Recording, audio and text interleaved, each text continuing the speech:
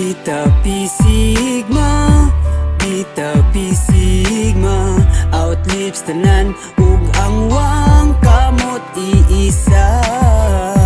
Beta Pi Sigma, Beta Pi Sigma, outlives tanan ug ang wang kamot iisa. Kalatay sa mong ugat, bisag dili misikat.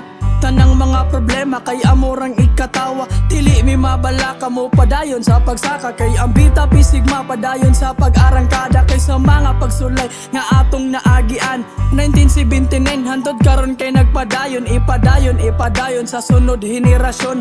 Kasakit kagool dili angay panumbalingon sa problema.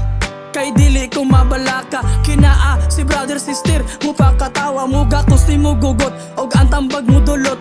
Sa imong kaunuran dili tanan atong ilakan sa mga naagian og kini nga kapatiran. Padayos paglambigit ang pinakagamhanan sa imong mga problema kay padayos paglantugi.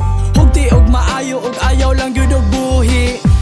Beta Pi Sigma, Beta Pi Sigma, outlives tanan